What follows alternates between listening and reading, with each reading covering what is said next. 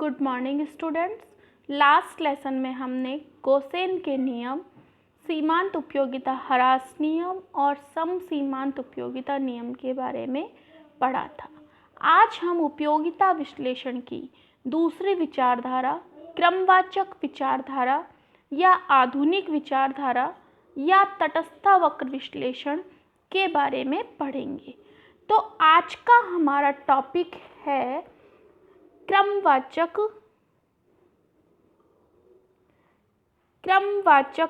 दृष्टिकोण। क्रमवाचक दृष्टिकोण का प्रतिपादन प्रोफेसर हिक्स ने किया। इस विचारधारा को आधुनिक विचारधारा कहते हैं। इन्होंने उपयोगिता को अमापनीय माना है। इनके अनुसार उपयोगिता को गणितीय भाषा में व्यक्त नहीं किया जाता। उपयोगिता के क्रम निर्धारित किए जाते हैं, उसको रैंकिंग दी जाती है, इसलिए इसको क्रमवाचक दृष्टिकोण कहते हैं। क्रमवाचक दृष्टिकोण के अंतर्गत हम तटस्थ वक्र का अध्ययन करते हैं। इस सिद्धांत पर सबसे पहले शोध 1881 में प्रोफेसर एजवर्थ ने किया, लेकिन वो इस शोध में सफल नहीं हो पाए। फिर 1935 में प्रोफेसर हिक्स और उनके साथी एलन ने मिलकर एक शोध कार्य किया जिसमें वो सफल हुए। इसलिए ही तटस्थ वक्र विश्लेषण या क्रमवाचक दृष्टिकोण के प्रतिपादक प्रोफेसर हिक्स को माना जाता है। प्रोफेसर हिक्स ने अपनी एक पुस्तक वैल्यू एंड कैपिटल तथा a revision of demand and theory पुस्तक में इस सिद्धांत के बारे में विस्तृत विवेचना करी। अब तटस्थ वक्र क्या होता है, इसका क्या अर्थ होता है? एक तटस्थ वक्र दो वस्तुओं के विभिन्न संयोगों को बतलाता है जो एक उपभोक्ता को समान संतुष्टि प्रदान करते हैं, अर्थात प्रत्येक संयोग बिंदु पर मिलने वाली उपयोगिता समान होती है। अब यहाँ पर संयोग बिंदु क्या है, उपयोगिता क्या है, ये सब आपके समझ में नहीं आ रहा होगा। इसका मतलब क्या है कि जो उपभोक्ता होता है उसकी आय सीमित होती है और वो सीमित आय होने के बावजूद दो वस्तुओं का प्रयोग करता है। तो अगर वो एक वस्तु की मात्रा में बढ़ाना चाहता है, मान लीजिए कि वो x वस्तु की 1 इकाई का प्रयोग करता है और y वस्तु की 5 इकाइयों का प्रयोग करता है, तो और वह चाहता है कि वह x वस्तु की 2 इकाई का प्रयोग करे, लेकिन उपभोक्ता की आय सीमित है, तो x वस्तु की 2 इकाई का प्रयोग कब कर सकता है? वह तब x वस्तु की 2 इकाई का प्रयोग कर सकता है जब वह y वस्तु की इकाई में कमी करे।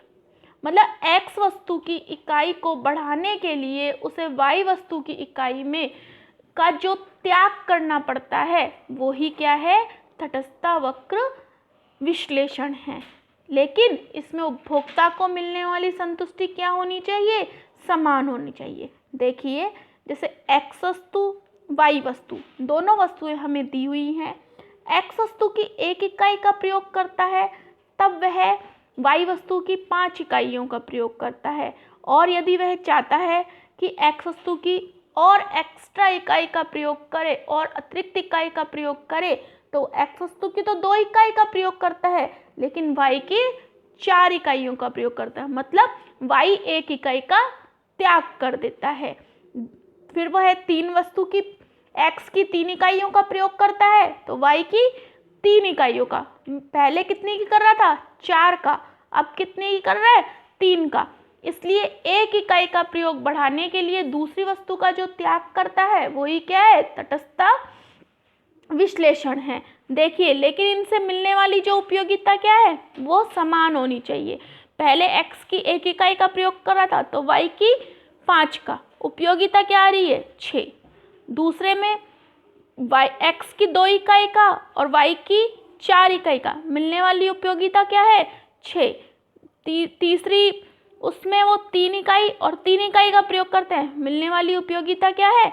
समान है। तो देखिए, एक तटस्थ वक्र दो वस्तुओं के विभिन्न संयोगों को बतलाता है जो एक उपभोक्ता को समान संतुष्टि प्रदान करते हैं। अर्थात प्रत्येक संयोग बिंदु पर मिलने वाली उपयोगिता क्या होती है, समान होती है।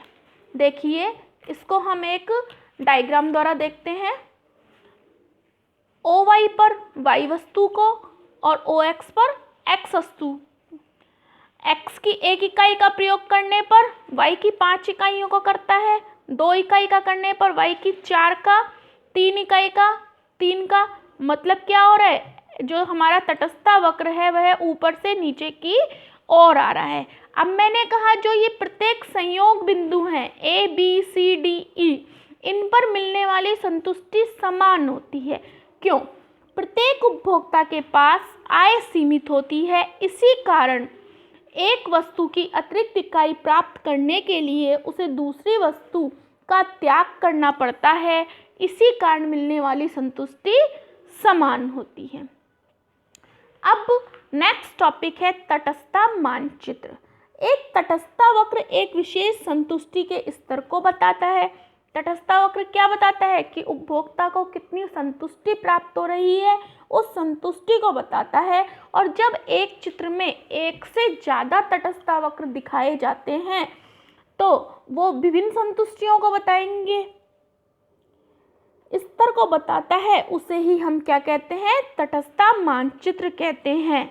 देखिए इस डायग्राम में 3 तटस्थता मानचित्र हमें दिखाई रहे हैं, 3 इंडिफरेंस कर्व दिखाई दे रहे हैं। एक तटस्थता वक्र एक विशेष संतुष्टि को बताता है, और जब एक चित्र में एक से अधिक तटस्थता वक्र दिखाए जाते हैं तो वो क्या विभिन्न स्तर की संतुष्टि को बताते हैं, जिन्हें हम क्या कहते हैं, तटस्थता मानचित्र।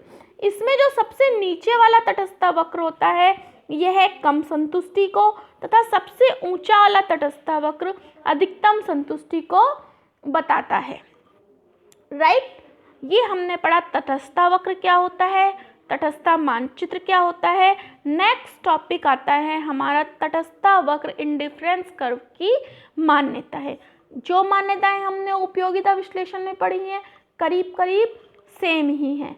उपभोक्ता विवेकशील होता है, उपभोक्ता विवेकशील होता है, उपभोक्ता मानसिक रूप से स्वस्थ होना चाहिए, पागल व्यक्ति नहीं होना चाहिए, या उसे और कोई मानसिक बीमारी नहीं होनी चाहिए। उपभोक्ता विवेकशील होना चाहिए, उसे प्रयोग में ली जाने वाली वस्तु के बारे में पूर्ण जानकारी होनी चाहिए।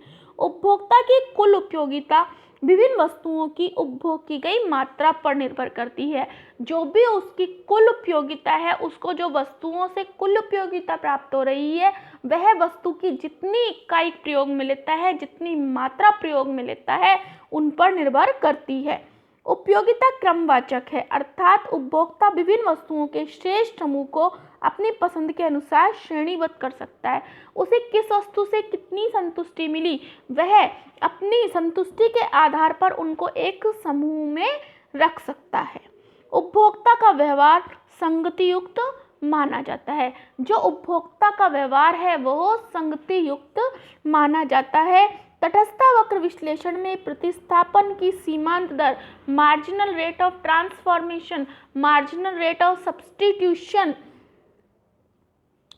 को घटती हुई माना जाता है। इसी कारण इसका ढाल बाईं ओर से दाईं ओर होता है। जो इंडिफरेंस कर्व होता है इसका ढाल बाईं ओर से दाईं ओर क्यों होता है, क्योंकि प्रतिस्थापन की जो सीमांत दर होती है उसको घटता हुआ माना जाता है। इसलिए जो तटस्थता वक्र है उसका ढाल घटता हुआ बाएं से दाएं की ओर होता है। तटस्थता वक्र का ढाल ऋणात्मक होता है। अब क्वेश्चन आता है कि सीमांत प्रतिस्थापन दर क्या होती है, उसके बारे में हम कल डिस्कस करेंगे। आज के नोट्स में आपको सेंड कर दूंगी। Okay, thank you.